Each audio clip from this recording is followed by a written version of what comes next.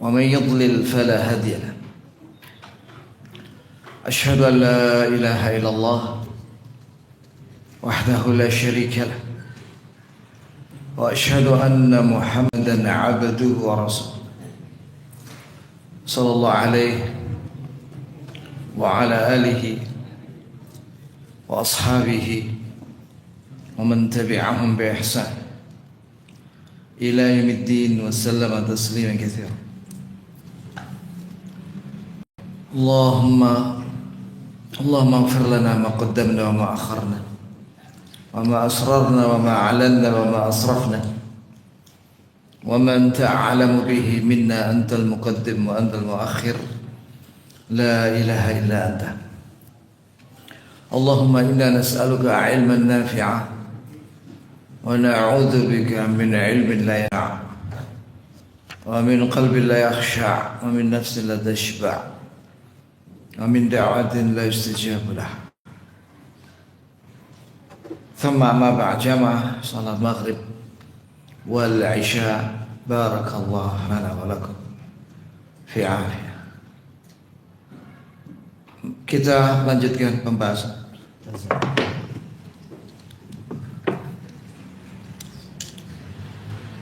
Kita lanjutkan pembacaan kitab Syarh Sunnah karya Imam Al-Barbahari rahimahullah, yang dijelaskan oleh Syekh Shalih Al-Fauzan rahimahullah. Iya, terakhir pembahasan tentang nyawa, di mana posisi nyawa seorang mukmin dan orang yang mati syahid setelah dia wafat. Jawabannya adalah nyawanya orang mukmin, laki dan perempuan, dan para syuhada, nyawanya itu di surga.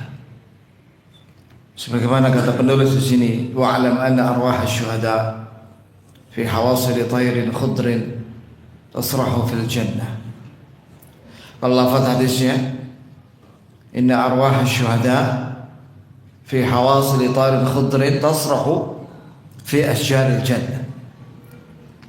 Dalam sebuah riwayat, inna nasamatal mu'min ala tayrin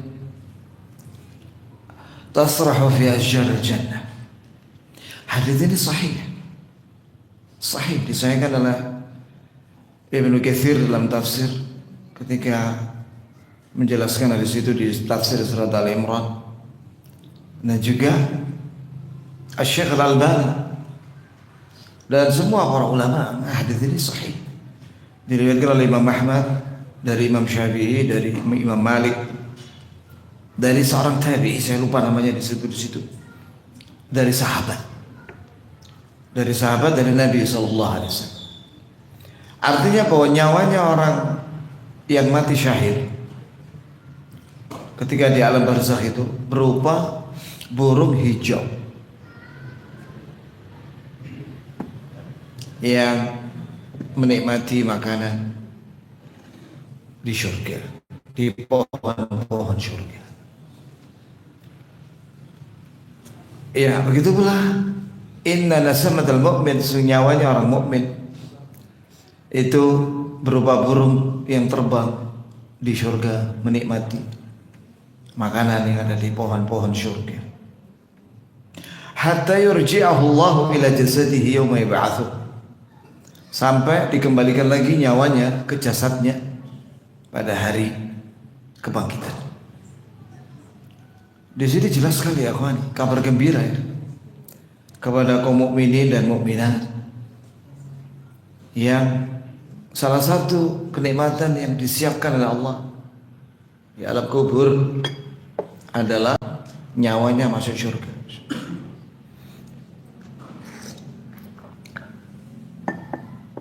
Sampai kapan? Sampai hari kiamat, sampai ditiup sangkakala yang kedua.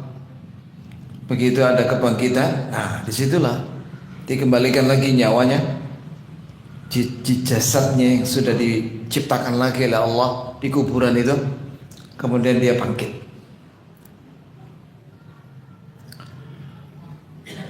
Kata Syekh Muhammad bin Shalih Al-Utsaimin ketika mengomentari hadis itu dalam syarahnya, itu menunjukkan bahwa orang mukmin ketika di alam barzakh nyawanya menikmati makanan dan minuman di syurga.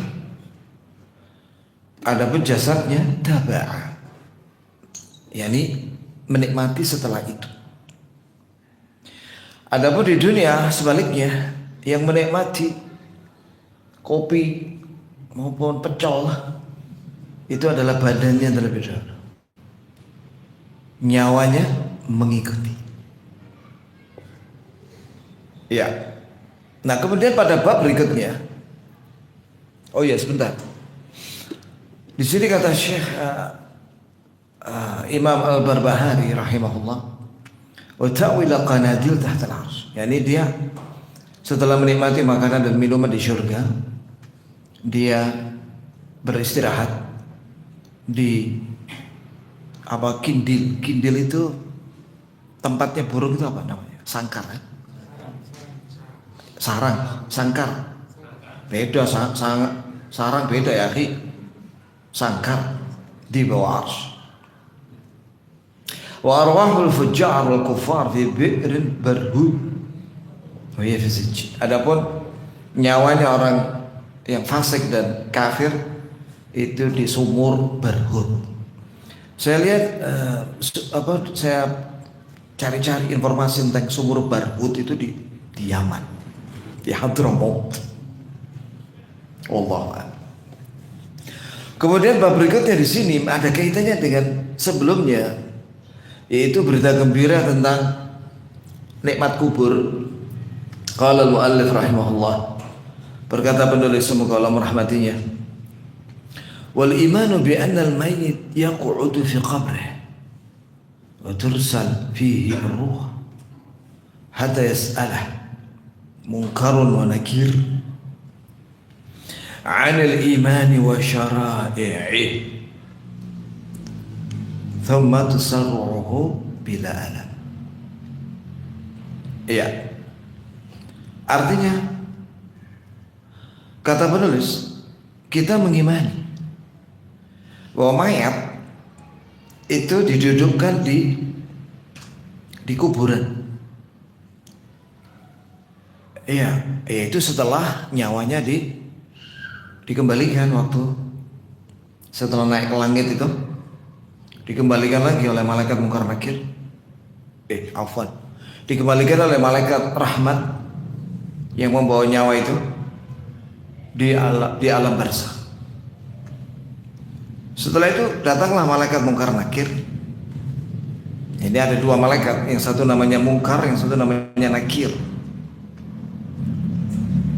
Ya, dan disebutkan dalam riwayat bahwa malaikat Munkar Nakir ini ya kawan, menakutkan. Dan ini merupakan fitnah kubur. Itulah yang dimaksud dengan fitnah kubur, yaitu ditanya oleh malaikat Munkar anil iman wa syara'i, tentang iman dan syariat. Kalau di dalam hadis ada 5 pertanyaan. Yang pertama, man rabbuk? Siapa Rabbmu? Kalau orang Islam dia bisa menjawab, Rabbku Allah. Yani yang menciptakan aku dan yang memiliki aku dan mengatur aku dan yang aku sembah di dunia, Allah. Yang kedua, ma dinuk? Apa agamamu? Maka orang mukmin itu menjawab, dinul Islam. Agamaku Islam. Ya karena dia di dunia mengamalkan Islam, meyakini dan mengamalkan Islam.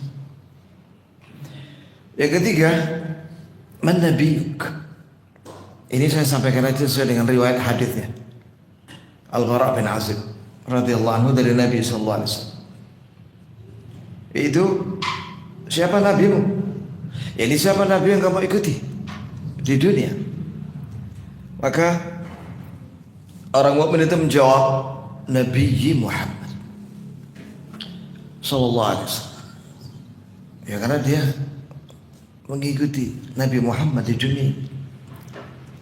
Kemudian yang keempat, ada dalam sebuah riwayat pertanyaannya itu begini. Maladzi hamala hadzal rajul. Jadi sebenarnya pertanyaan ada dua. Ma hadzal rajul ladzi bu'itsa fikum wa maladzi hamala. Siapa laki-laki yang diutus pada kalian itu? Jawabannya Nabi Muhammad. Dan sallallahu alaihi wasallam. Kemudian apa yang dia bawa? Maka jawabannya di situ Al-Quran. Ya, Al-Quran. Dan sunnah termasuk. Karena kalau orang beriman dengan Al-Quran wajib mengamalkan hadis. Karena hadis itu menjelaskan Al-Quran. Nah, itu pertanyaan yang keempat. Pertanyaan yang kelima dalam sebuah riwayat, Madza amilta? Apa yang kamu amalkan terhadap Al-Quran ini? Maka orang mukmin itu menjawab, qara'tu ma fi. Wa fi riwayat darastu ma fi. Wa amiltu. Aku membaca dan mempelajarinya dan mengamalkan. Itu jawaban orang mukmin. Adapun orang kafir, munafik dan fajir, karena ada 3 lafaz, kafir, fajir, munafik. Tidak bisa menjawab dengan benar. Mereka mengatakan au ha la adri. La adri. Aku tidak tahu. Aku tidak tahu. Itu aja jawabannya. Nah sekarang di sini ditambahi faedah oleh Syekh Shalih Al Fauzan, hafizahullah. Apa saja kenikmatan yang didapatkan ketika di alam barzakh itu, selain yang tadi itu. Yaitu ada tambahan di sini. Yang kedua, yuwassa' lahu qabr. Dan wa fi riwayat sesuai dengan hadis mudda basari. Wa fi riwayat 70 dhira'. Diluaskan kuburnya sejauh mata memandang. Jadi luas. Kuburnya yang tadinya itu 2 kali 1 meter itu diluaskan oleh Allah di alam barzakh itu. Ya, ini ya, itulah kehidupan ya, kawan. Setelah proses kematian, itu harus kita imani, kita yakini, dan kita persiapkan. Bukan sekedar diyakini dok, sekedar yakin, tapi harus dipersiapkan dari sekarang dengan amal soleh dan tobat di dunia. Dalam sebuah riwayat diluaskan 70 hasta. 70 hasta. Kalau 1 hasta setengah meter, ya kalikan aja 70. Ya, 30 meter lebih lah ya. Begitu. Itu ruangan dia di alam barzakh. Yang ketiga, afrishulahu minal jannah. Afrishulahu ini beri dia tempat tidur. Firash, tempat tidur dari surga. Masya Allah. Ya, ini dibawakan tempat tidur dari surga. Zen. Lebih zen itu daripada spring bed antum di dunia ini. Walaupun spring bed antum itu harganya 100 juta. Surga ya. Siapa yang bisa menandingi spring bednya surga? Firash sudah ada tempat tidur. Kemudian yang keempat, waftahu lahu baban ilal jannah. Bukakan untuknya pintu ke surga. Jadi di ruangan alam barzakh itu, orang mukmin itu, di situ ada pintu mengarah ke surga. Nah, berarti kan bukan sekedar dibuka, diizinkan masuk rohnya. Ada kaitannya dengan kenikmatan yang pertama tadi. Jadi dia masuk ke pintu itu. Itu yang keempat. Yang kelima, ya'tihi min rawhiha wa tibiha. Dia yakni mengalir ke kamar dia itu, kamar, tempat dia itu di alam barzakh itu. Ya. Itu bau harum dari surga. Nah kan pintunya dibuka yang ke arah surga itu, sehingga mengalirlah bau harum surga dan kenikmatan. Termasuk kenikmatan tadi itu, hal yang dinikmati itu makanan di surga. Ya, wala tahsabanna alladhina qutilu fi sabilillahi amwat bal ahya 'inda rabbihim yurzaqun.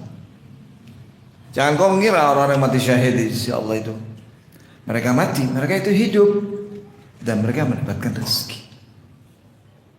Penjelasannya tadi itu, hadis tadi itu. Ini rohnya masuk surga. Jasadnya belum, tidak boleh jasadnya. Nanti setelah kebangkitan baru diizinkan. Setelah melalui proses ya hisab, mizan, tatayurus suhuf, dihisab, ditanya, ada ditimbang, dibagikan kitab-kitab, catatan amal, melewati jembatan, ini bawahnya neraka jahanam, baru masuk surga. Begitu prosesnya. Jasad dan rohnya diizinkan masuk surga dengan rahmat Allah Subhanahu wa taala. Wa yan'um fi qabri, dan dia mendapatkan nikmat di kuburan. Allah nikmat ya. Pembalasan yang luar biasa. Sebenarnya ada tambahan satu lagi. Ya'ti rajulun hasan al-wajh wal manzar. Ada seorang laki-laki datang kepada orang mukmin itu di alam barzakh. Dia tampan dan baunya harum. Dan bajunya bagus. Maka orang mukmin itu tanya, "Siapa kok kamu seperti bawa kabar gembira dan ini kamu menyenangkan gitu loh dilihat dan baunya harum?" Kata laki-laki itu, "Ana amaluka salih." Saya adalah amalmu yang saleh. Jadi amal saleh yang dikerjakan di dunia, yang wajib dan mustahab itu menjadi laki-laki yang tampan dan harum dan bagus penampilan. Itu juga ada hadisnya. Setelah itu dia istirahat di situ. Naumatul arus. Tidurlah seperti pengantin. Yang belum jadi pengantin pasti belum mengerti apa maksudnya tidur pengantin itu. Atau mengerti? Belum. Yang sudah tanya sama yang sudah menikah, bagaimana maksud dari tidurnya pengantin? Enak tidurnya. Tidurnya pengantin itu paling enak.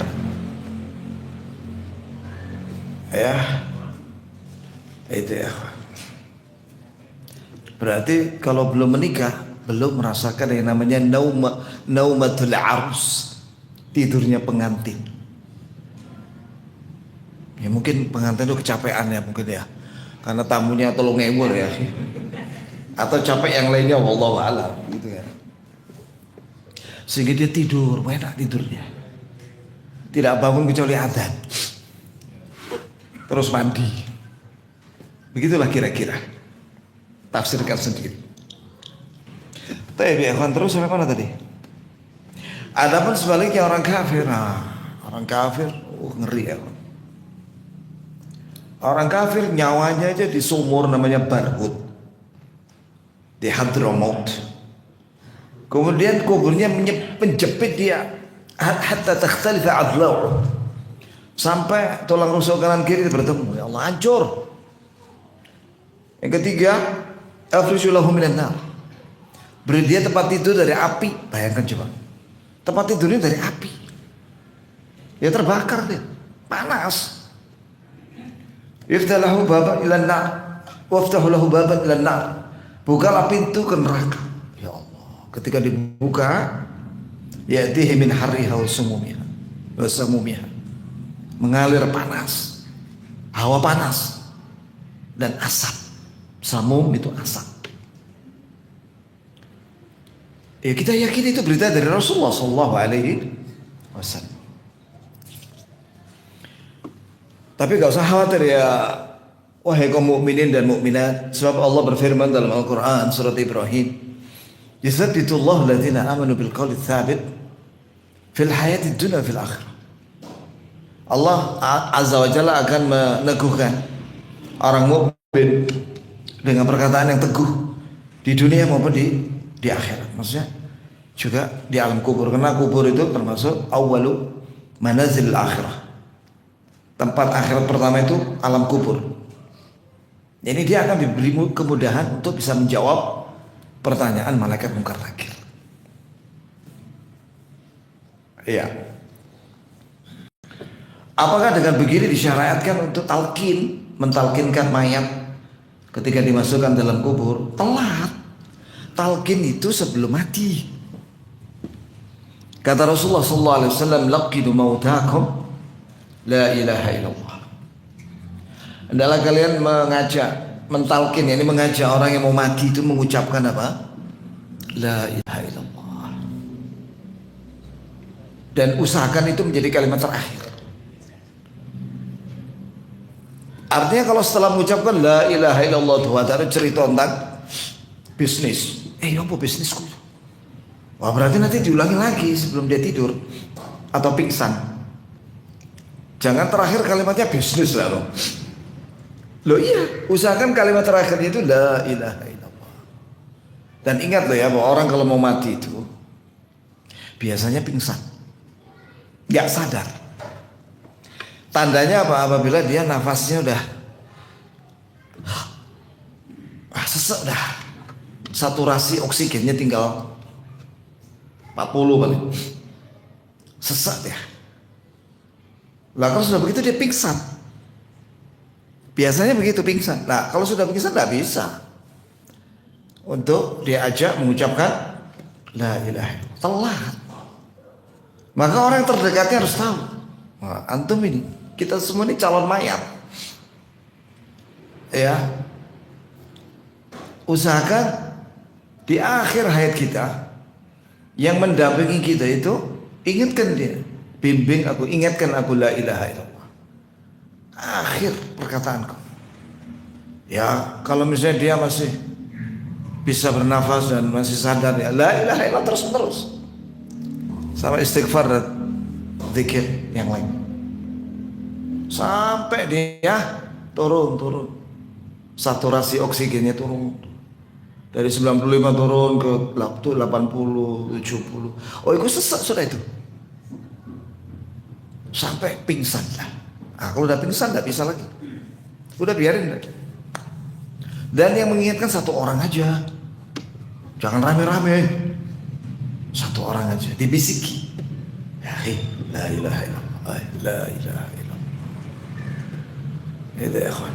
Semoga Allah jadikan kalimat terakhir kita la ilaha illallah Muhammadur Rasulullah. Dan Allah terima kita dan beri kita husnul khatimah. Dan Allah ampuni semua kesalahan kita. Amin ya rabbal alamin.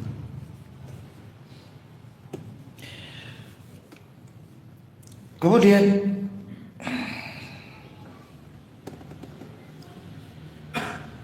kata penulis rahimahullah, wa ya'riful mayyit az-za'ir idza zara wa yatana'amul mu'min fil qabr wa yu'adzab al-fajir kaifa sya'allah. Artinya mayat di kuburan itu dia tahu jika dikunjungi, jika ada yang mengunjunginya dan mendoakannya tentunya ya, yaitu mengucapkan assalamualaikum ahlad diyar darakum mu'minin wa inna insyaallah bikum lahiqun nasallahu lana wa lakum al-afiyah yarhamullah al-mustaqdimina minkum wal mustakhirin.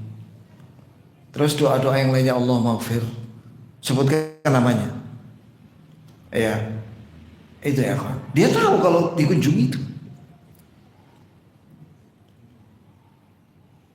Satu lagi pembahasan tentang apakah sesama mayat muslim itu saling kunjung? Jawabannya iya. Wallahu a'lam. Itu dibahas oleh Ibnu Rajab Al-Hambali di dalam kitabnya Ahwalul Qubur. Dan itu juga pernah ditanyakan ke Syekh Shalih Al-Fauzan dan beliau mengatakan iya. Jadi orang-orang muslim yang sudah meninggal itu Mereka kunjung sama mereka. Gitu ya. Kemudian di sini diterangkan oleh Syekh Shalal Al-Fauzan hafizahullah. Bukan berarti ketika mayat itu tahu, dikunjungi dan didoakan. Bukan berarti ini sebagai dalil bolehnya kita ngajak ngobrol dia. Mana bisa, nggak bisa. Majelas di kuburan kan, ngedabrus deh kuno. Memangnya dia dengar suaranya mayat itu. Kan gak dengar. Yang kedua, bukan dijadikan dalil ini untuk meminta-minta mayat. Walaupun mayat itu tahu kedatangan orang-orang yang datang. Karena kita datang ke kuburan itu ada manfaatnya. Satu, kita memberi manfaat kepada mayat dengan doa. Itu manfaat loh itu. Ketika didoakan itu, Assalamualaikum warahmatullahi wabarakatuh, Allah maghfir lahu warhamhu wa'fu anhu. Allah maghfir lahu.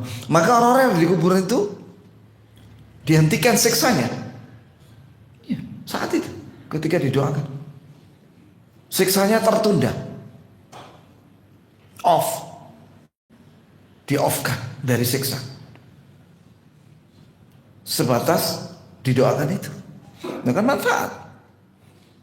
Dan juga apalagi yang dikunjungi orang tua ya. Dan juga yang lainnya, ketika kita doakan itu mayat-mayat, termasuk orang tua kita yang sudah meninggal misalnya, maka orang tua kita yang di kuburan itu mendapatkan pahala. Itu namanya pahala jariah. Karena didoakan oleh anaknya tiap hari. Jadi kita mendoakan orang tua yang sudah meninggal atau yang masih hidup, kita doakan dia yang masih hidup supaya dapat hidayah kepada sunnah dan diberikan kebaikan dunia akhirat dan dijauhkan dari keburukan dunia akhirat dan diampuni dosanya. Ya begitu pula sudah meninggal kita doakan, itu doa yang panjang itu. Allahumma maghfir lahu warhamhu wa'afi. Atau kalau dua, Allahumma maghfir lahum warhamhum wa'afihim wa'fu anhum wa akrim nuzulahum dan seterusnya.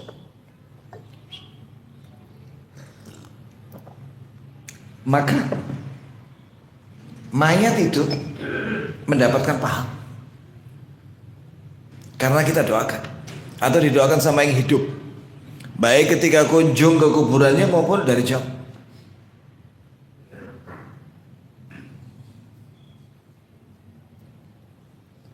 Bukan kita mengambil manfaat dari mereka, itu dengan meminta-minta kepada mayat, tidak boleh.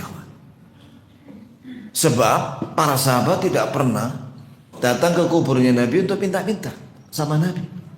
Walaupun para sahabat itu tahu, yakin, radhiyallahu anhu, bahwa Nabi SAW di alam kubur itu hayy, hidup.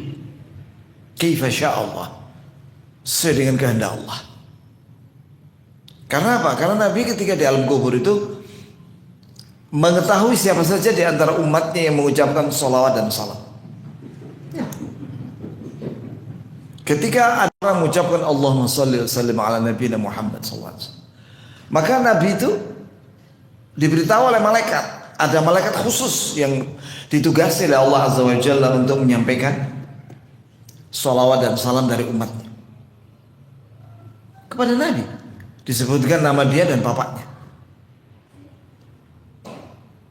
Nah berarti dia kan hidup di alam barzakh Nabi itu.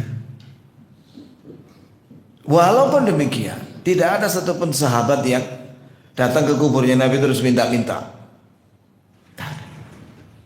Walaupun dalam kesulitan yang berat seperti kekeringan di zamannya Umar radhiyallahu anhu, maka beliau tidak datang ke kuburnya Nabi Umar, tapi memanggil kepada Al-Abbas, pamannya Nabi yang masih hidup waktu itu.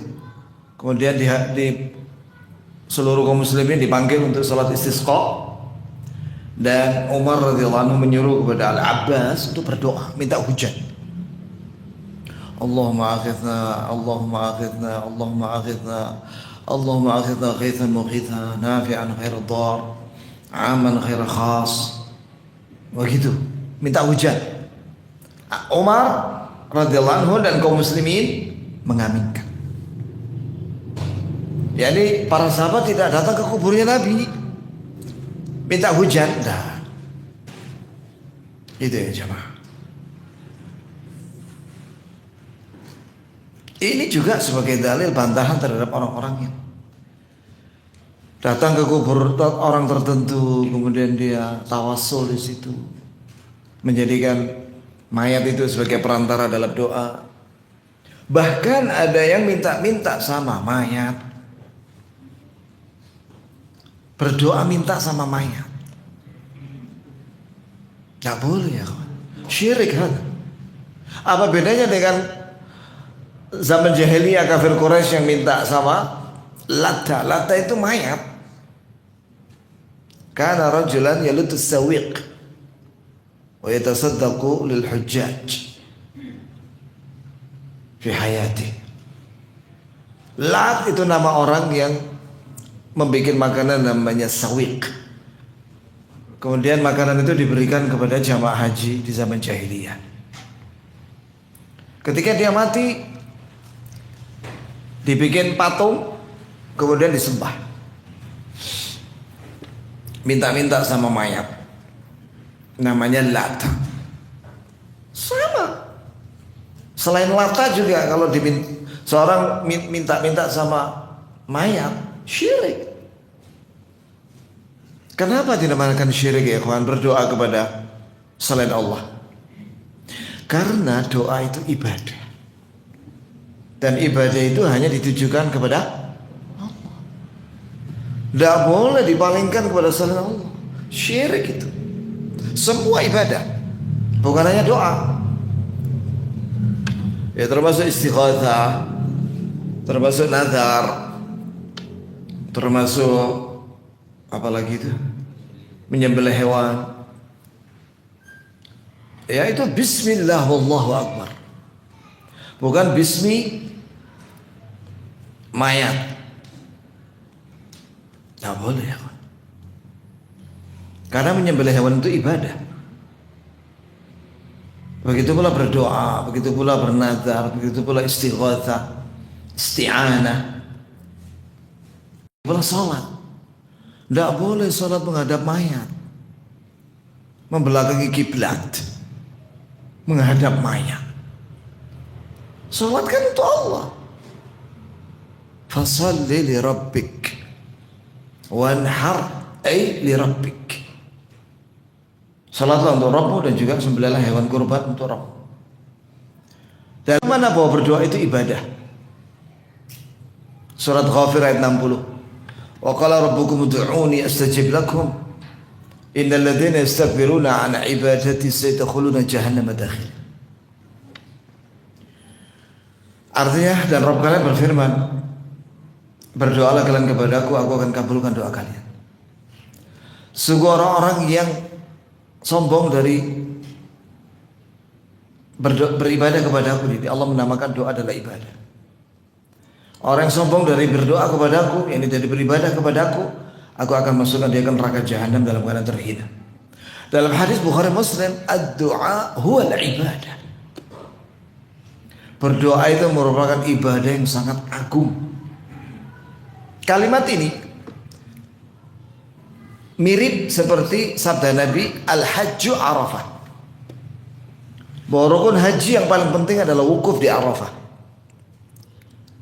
Di sini Nabi mengatakan ad-du'a, bahwa berdoa itu huwal ibadah, adalah ibadah yang paling dicintai oleh Allah, paling agung, paling penting. Kenapa ya? Karena orang kalau berdoa itu izharu al-faqr wal faqa wal hajah amam Allah, menampakkan kemiskinan, butuh di hadapan Allah. Sebagaimana doanya Nabi Musa, Rabbi inni lima anzalta ilayya min khairin faqir. Ya kawan, doanya Nabi Musa itu pendek ya kawan. Sebutkan dalam Al-Quran, Rabbi, wahai Rabbku, inni suya aku lima anzalta ilayya, dari apa yang kau turunkan kepadaku, min khairin, dari kebaikan. Ya, fakir. Aku ini fakir. Fakir itu maknanya sangat-sangat butuh. Baik dalam urusan dunia atau agama. Baik urusan dunia atau akhirat. Tahu nggak ya kawan? Akhirnya doa itu dikabulkan oleh Allah ya. Akhirnya Allah beri apa? Satu, dapat istri anak putrinya Nabi Syuaib. Setelah doa itu dapat pekerjaan menggembala kambing selama 10 tahun. Kambingnya Nabi Syuaib. Zen, penggembala kambing. Halalan thayyiban. Ya, dan kebanyakan para nabi dan rasul itu penggembala kambing. Kenapa? Karena di dalam menggembala kambing itu terkandung pelajaran untuk menjadi pemimpin. Bagaimana caranya? Mengendalikan kambing yang jumlahnya ribuan. Kuasai yang paling tua. Pegang itu lehernya pakai tali. Ya, udah yang lainnya nurut. Nah, begitu pula kalau ingin menguasai suatu kaum, deketi suhunya tokoh masyarakat. Ya, betul itu. Atau menikah dengan tokohnya di situ, anak daripada tokoh itu, anak perempuan. Udah satu kabilah itu nurut semua sudah. Makanya Rasulullah SAW itu menikahi berbagai macam istrinya. Semua istri itu bukan satu kabilah, berbagai macam kabilah, berbeda-beda. Itu ya. Tujuannya itu dakwah. Salah satunya. Iya. Dan juga hikmah-hikmah yang lain tuh bisa lihat lah. Ya, sekarang ini tinggal klik aja di internet. Apa pelajaran jadi penggembala kambing menurut sunnah? Apa hikmahnya? Oh banyak. Salah satunya itu. Salah satunya itu.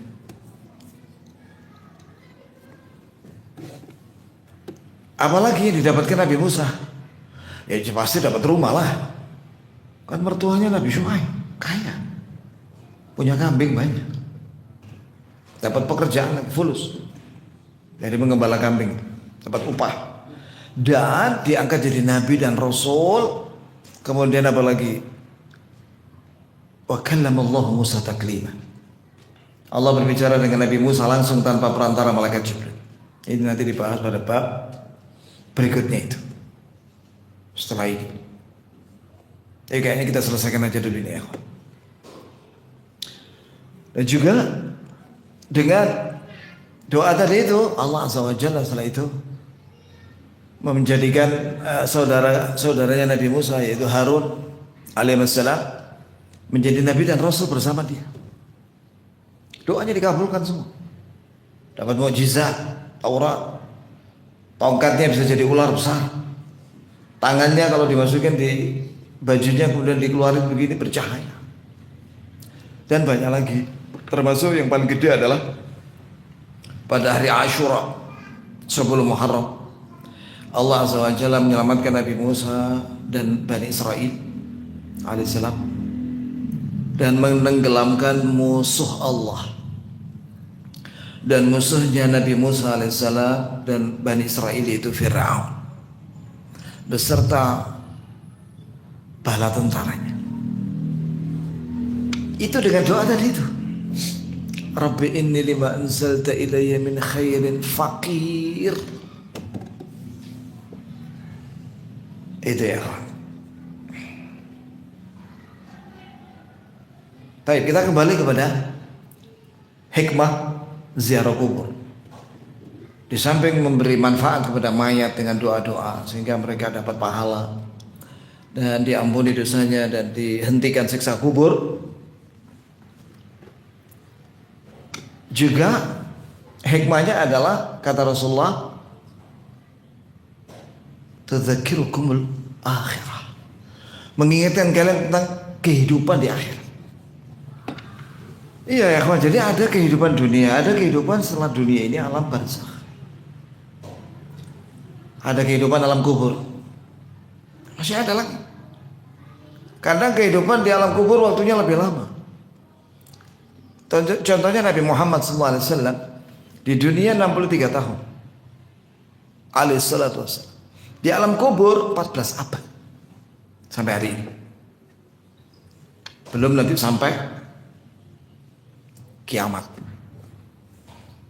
Apalagi di akhirat. Setelah kebangkitan itu kekal selama-lamanya. Ya, khalidina fiha abada. Triliunan tahun tidak habis-habis.